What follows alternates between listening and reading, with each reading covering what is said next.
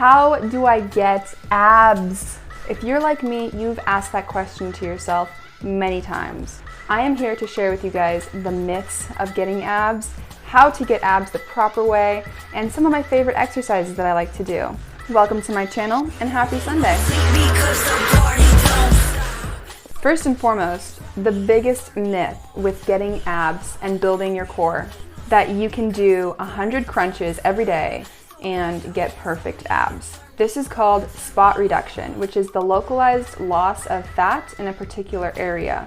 Even I was susceptible to this myth. Growing up, I thought that everyone who had abs, all they had to do was a ton of crunches and sit-ups and they would get the perfect abs. Training programs that focus on the core do not necessarily burn fat in that area. While these programs may result in overall fat loss, they will not result in targeted fat loss. In other words, your abs are determined by your training intensity and your genetics. Your genetics will tell your body where to lose fat first, whether that be your hips, your arms, your legs, your calves, wherever.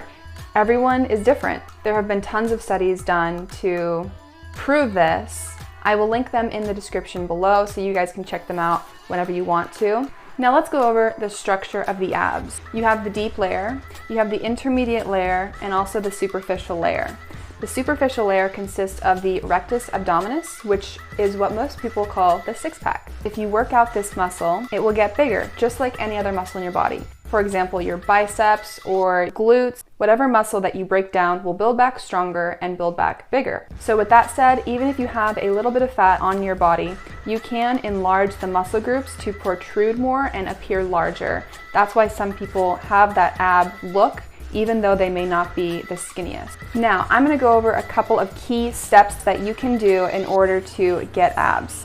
First of all, in order to get your abs to show, you need to lose fat. There are many effective ways of doing this. One of them is weight training. This will change your body composition from less muscle and more fat to more muscle, less fat. After following a training program like this for several weeks, you may not notice a decrease or change in the scale. You may weigh the same, or you may weigh more. That's because muscle weighs more than fat tissue. So you're changing your body composition. Some people call this the more toned look, when they have more muscle and less fat. Ever since I started lifting weights, it has totally changed my body composition from looking skinny fat to looking a little more muscular.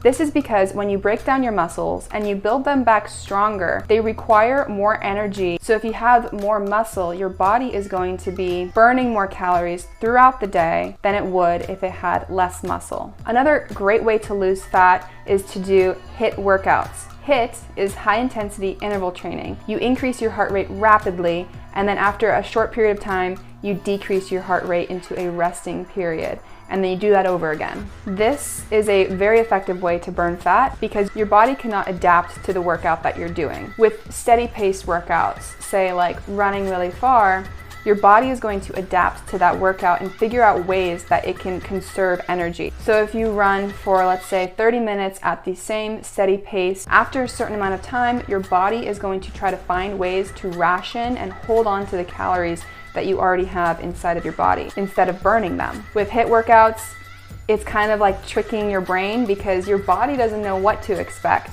My favorite form of HIIT training is running, where I'll do about 30 minutes on, 30 minutes off, and I'll repeat that about 7 times. But you can also do rowing, swimming, anything that has intervals of high heart rate to low heart rate is perfect for HIIT training. You want to make sure that these workouts are pretty quick and not very long in duration, so about 7 to 15 minutes is what I would recommend. After your workout, you should be exhausted and just dead tired. That's how you know you did an effective HIIT workout.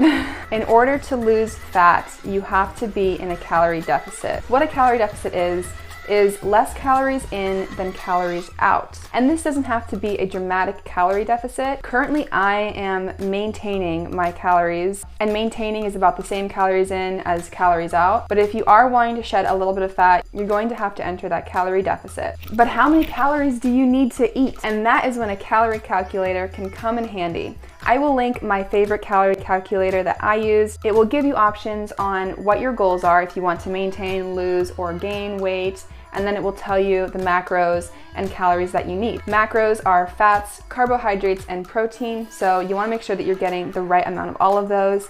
As a person who is trying to build more muscle, I am currently focusing on a high carb and high protein intake. Not so much focusing on fat, but just making sure that I get enough fat every day is pretty important as well. Now, some of my favorite exercises for building your abs is as follows. So I thought I'd come to the home gym for this one to just show you guys a little bit more about what I do in my daily routine to get abs. So hopefully most of you guys know, my abs aren't visible like all the time. I don't really have them always like popping. But like if I flex them, then I can. But I can also look super bloated like that if I just stick my stomach out. So, you know, abs aren't an indication of your fitness or how strong you are. They're just kind of fun, and they're just a way to be more aesthetic.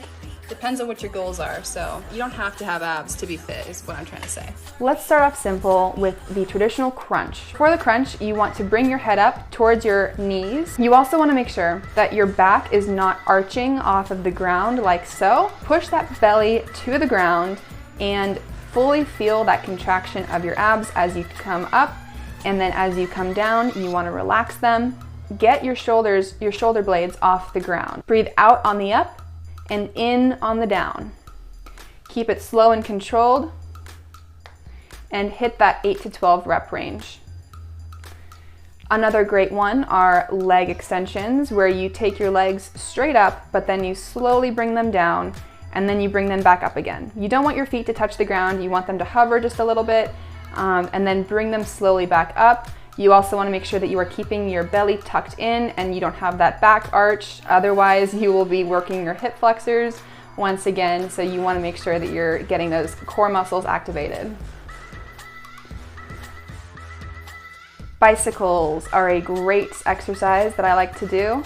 I like to challenge myself to touch my elbow to my knee on every rep, which is more challenging than you think it would be.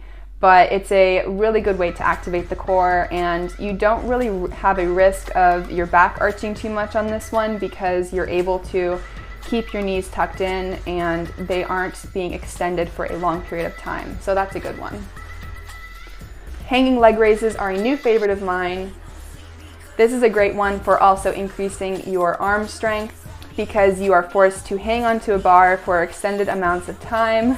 So hang from the bar and keep your knees bent, but bring them up towards your chest and slowly lower them back down for about 8 to 12 reps. And make sure that you're keeping your core pulled in tight and you're not letting it arch as well.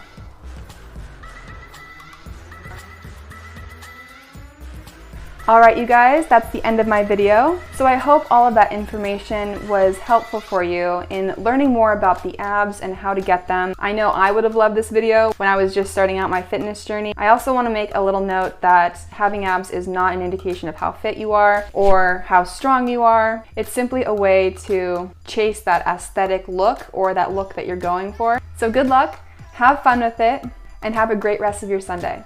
Bye, y'all.